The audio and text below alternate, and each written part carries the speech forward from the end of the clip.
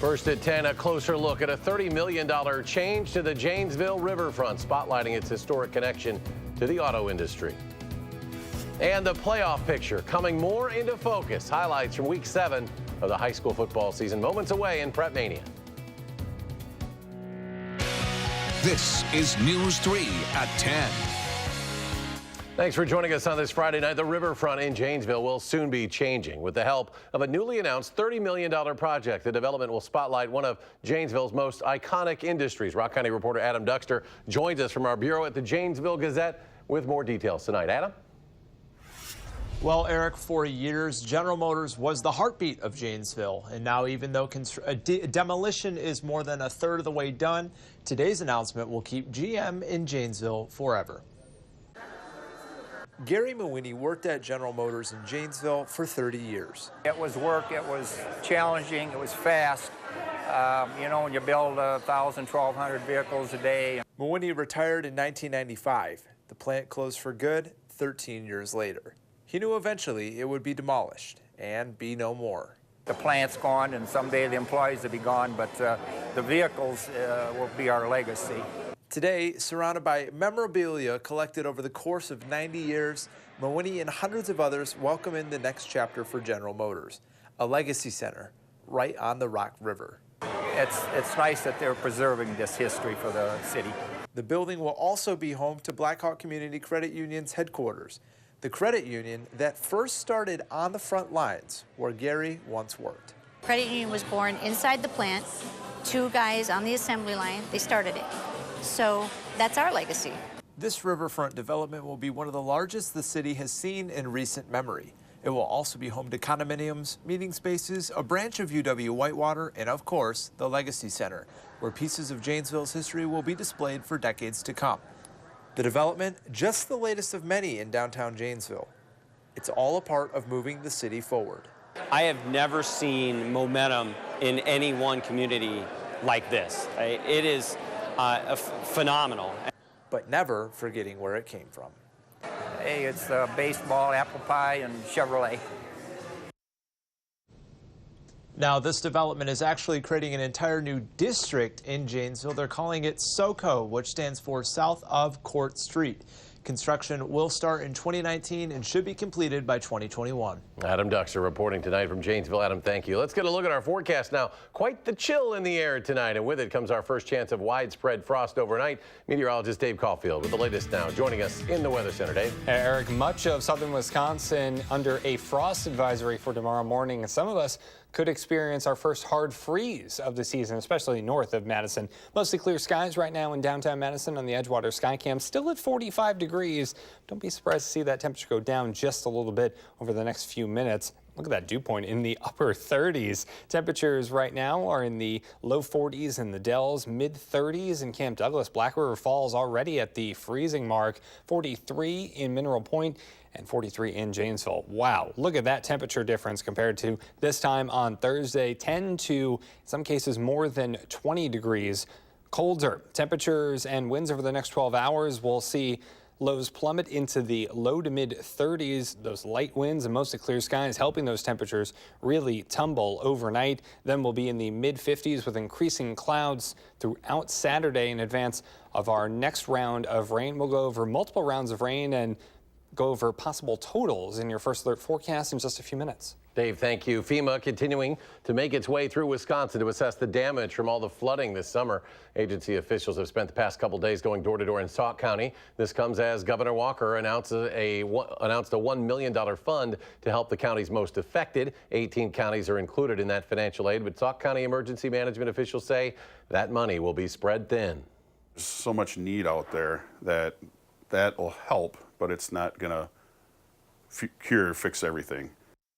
For a full list of the counties getting financial aid from that $1 million, you can find it on our website, channel3000.com. La Follette High School will be increasing security for homecoming this weekend after 2 recent nearby shootings in just 7 days. Madison police arrested 3 people in connection with a shooting that happened in a neighborhood near the school on Wednesday, including 21-year-old Duan Briggs, 17-year-old Jamie Hayes. A 16-year-old La Follette student was also arrested for disorderly conduct. Police believe 2 groups of people prearranged a fight and someone brought brought a weapon. The 16-year-old injured was also a La Follette student. Out of caution, the school planned to have 5 to 6 extra officers at the homecoming game tonight against Verona. In political headlines today, President Trump ordered an FBI investigation into his Supreme Court nominee, Judge Brett Kavanaugh. That move comes after an unexpected request from the Senate Judiciary Committee this afternoon. The FBI investigation will focus on the current allegations against Judge Kavanaugh and take no longer than a week to complete. A vote will happen after the investigation is complete. In Wisconsin, Democratic Senator Tammy Baldwin says she had concerns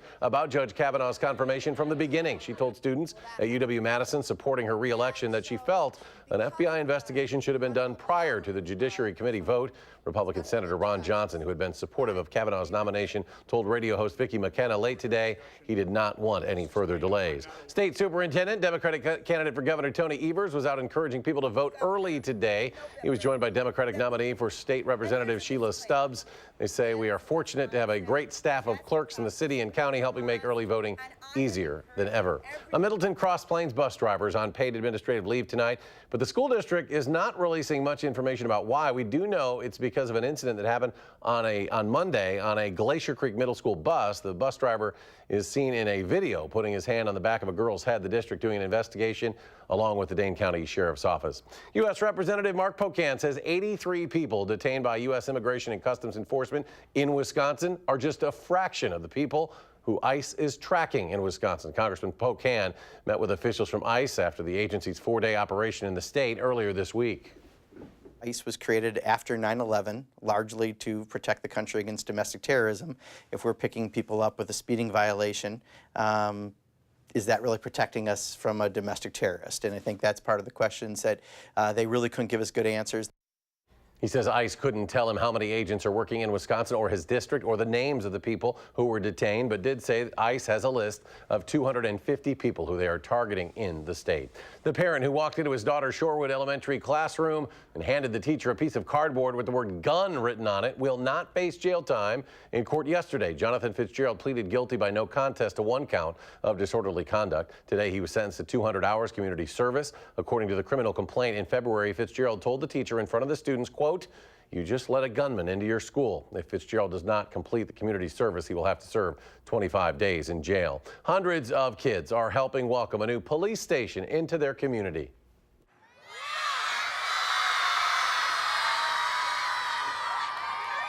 The Midtown station became operational earlier this month. It is at the site of the former Mount Olive Lutheran Church on Mineral Point Road. Today, nearly 500 children from Our Lady Queen of Peace took part in the welcoming ceremony. The Midtown station, which cost more than $10 million, had been in the works for the last 4 years.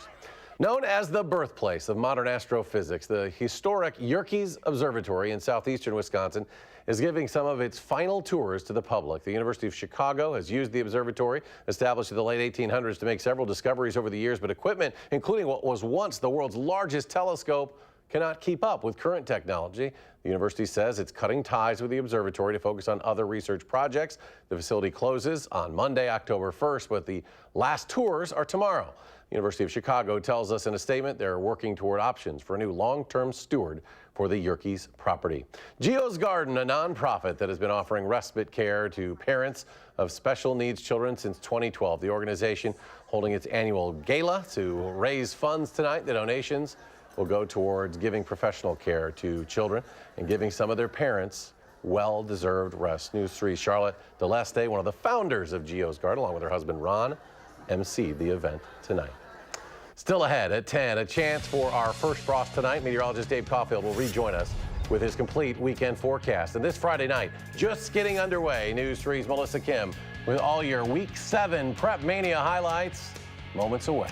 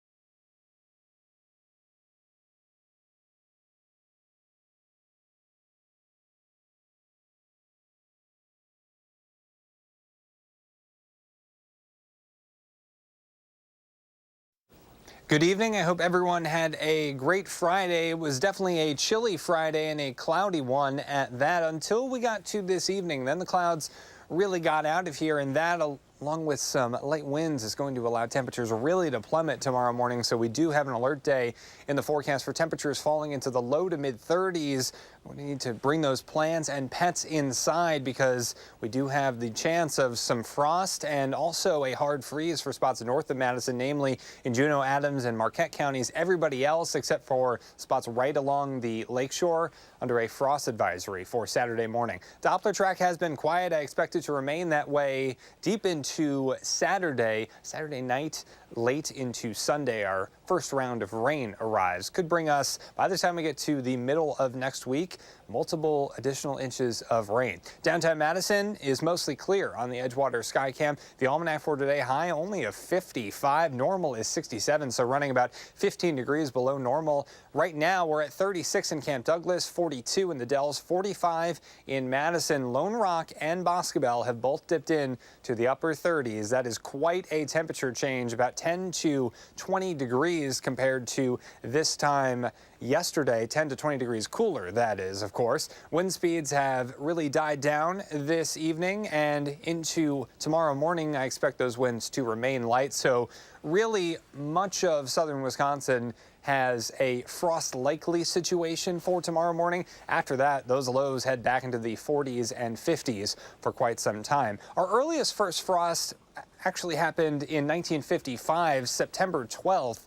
Usually we're talking about frost in the second week of October, closer to October 11th. Last year, our temperatures dipped into the 30s in the morning on October 16th, so that's a little bit closer. But the latest first frost, November 12th of 1946. So there's a big range when it comes to this stuff. Tonight, we're talking temperatures in the mid-30s, especially by tomorrow morning. Clear and chilly with frost likely for much of Wisconsin. Tomorrow, increasing clouds and continued chilly. Highs only making it once again into the mid-50s. So those temperatures bottom out in the low to mid-30s. Even some spots in the 20s not out of the question to start Saturday. Then highs under increasing clouds will make it into the low to mid-50s. Our first round of rain arrives late Saturday into early Sunday. Clouds will stick around on Sunday, but I think there are multiple additional rounds of rain on the way from Saturday night into the middle of next week, and could bring some spots about an inch to 2 inches. Even locally higher amounts are possible over the next 4 to 5 days or so. Hopefully that doesn't fall all at the same time. That's what we're all hoping for. Alert day for tomorrow morning. Plenty of chances for showers and storms. Those temperatures, though, do get back into the upper 60s and upper 70s by the time we head into the start of the work week next week. It may be cold outside, but high school football action is heating up. Let's turn it over to Melissa with Prep Mania.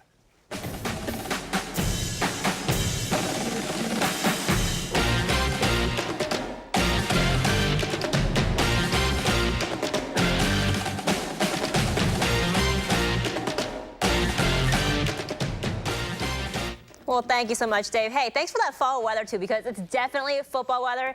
It is without a doubt here. And so as week 7 of the high school football season, the number of undefeated teams in the entire state is now down to 41. I counted, don't worry.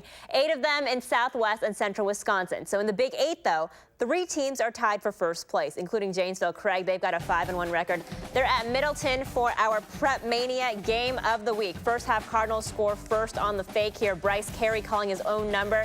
17-yard touchdown. Middleton up 7. Ooh, nice hit there. 7-0 first. Under 4 minutes until halftime, Cougars get on the board. Ben Coulter, a 16-yard pass into the end zone to Kwame Harriel. Janesville down, Craig down 13-7 going into the locker room. Second half here, Carey for the Cardinals, airing it out to a 6'5" Jake Klubertans, using his height there.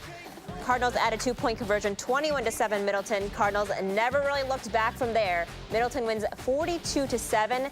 Jay Wilson caught up with defensive back Kevin Michael after the game. Miker after the game. Middleton scores 42 points in their win, but we're going to talk defense tonight. Kevin Miker and the Middleton defense had a great game. Yeah. Craig brings this funky offense that you don't see in the Big 8. Yeah. How are you able to so successfully defend it? I mean, it started at the beginning of the week preparing. Even Sunday, we were watching film. And then Monday, we went through walkthroughs. And then Tuesday and Wednesday, we had really good practices. So it all started with preparation. You had a big night with a couple of interceptions and one for a touchdown.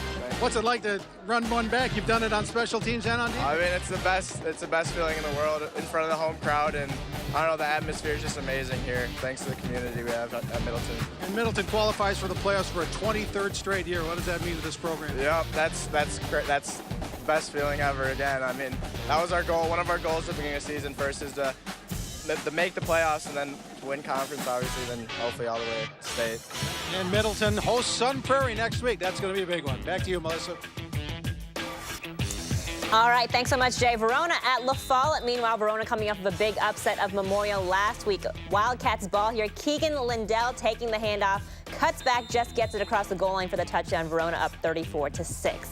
Lancers ball now. Halfback pass. Ray Broughton going deep. It's tipped. Charlie Kunkel. And La Follette scores. That was awesome. But Wildcats, they do keep that lead. Verona wins 47-14. Here are some of your Big 8 scores here. Sun Prairie winning big over East 56-8. Madison Memorial bouncing back, shutting out Beloit Memorial 31-zip. And West winning big over Janesville Parker. So that now means first place belongs to both Memorial and Sun Prairie in the Big 8, both with 6-1 records.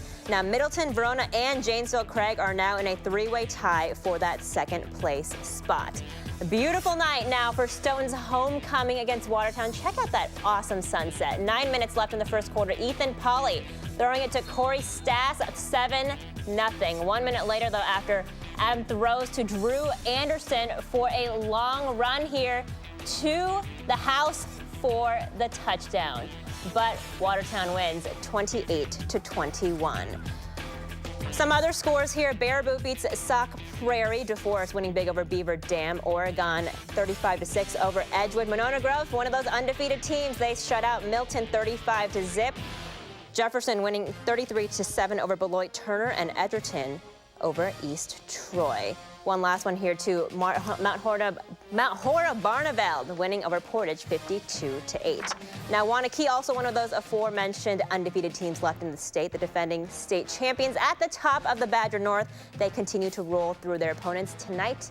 No different. Taking on Reedsburg, 2 losses for them coming into this game. First quarter here, 7-0 Warriors. Will Ross taking the handoff, sheds a tackle here, 17-yard touchdown, 14-0 Wanakee. Coming up here now, 3rd and 18. Jarrett Wolf going up top. Who's there for the catch? Sawyer Malley, 47 yards, and a Wanakee first down. 2 plays later, it would be Ross again, this time a 27-yard touchdown run. Wanakee wins 45-14. Next up, the battle for Lake Mills at Lakeside Lutheran tonight. Check out this kid. Don't touch my dinosaur. Are you kidding me? Don't touch it. Adam Moan for the L-Cats on the quarterback keeper, 2-yard run to tie the game up at 7. Next up, Jack Monis. Same deal for the Warriors. He keeps it himself. He goes to his right side. That's a 9-yard score. Lakeside Lutheran takes the 14-7 lead. L-Cats try to get something going here. Moan tosses, but it's to the wrong guy. Cameron Paskey with the 25-yard pick six, 21-7. Lakeside Lutheran winning the Battle of Lake Mills 41-13. Homecoming tonight for Belleville as they host undefeated Cambridge. Second quarter action. Cambridge down 3-0. Riley Olson taking the toss. He would run in for 6 points. And then we fast forward late in the half. Belleville still down. Quarterback Nate Mavis takes it himself, runs over a defender there for a touchdown. Wildcats lead by 3 at halftime. Third quarter here, Cambridge down 6 now. Riley Olson again gets the call. He finds the end zone. Cardinals take a 14-13 lead. This was a close one. That would be the final score. Cambridge, though, they stay undefeated. Some other scores here. Lodi also staying undefeated, 10-8 over Columbus. Prairie du Chien winning over Platteville. Lancaster beats Richland Center 35-7. River Valley shutting out Dodgeville 31-0. Watertown Luther Prep with a big win over Poynette. And Fenimore also undefeated in the state, 39-6 over Boscobel. Some more scores here. 41-6, that's the final. New Glarus Monticello winning that game. Johnson Creek also undefeated, 40-7 over Randolph. Ithaca beats Riverdale 41-12. Blackhawk, another one of those undefeated teams, 52-7 over River Ridge. And Potosi Cassville, 21-6 over Bangor. It is a big weekend for baseball here as well, folks, but especially the Brewers. We'll have highlights from Miller Park coming up next.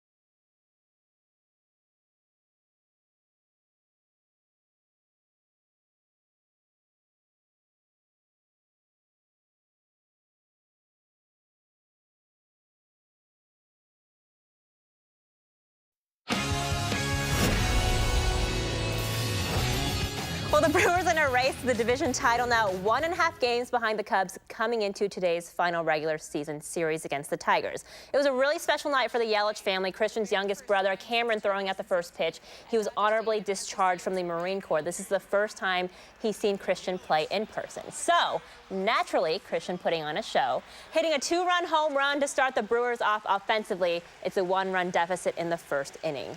3 batters later, Ryan Braun at the plate. It's like it's 2011 again, apparently. The bullpen, they love this solo homer. It's a tie game.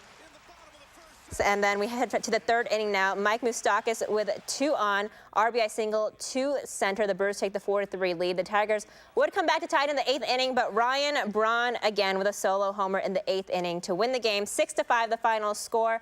There's now a 1-game differential between the two teams. So Cardinals and Cubs at Wrigley earlier this afternoon, in case you missed it. Bottom of the 4th here, Cubs up 2-0.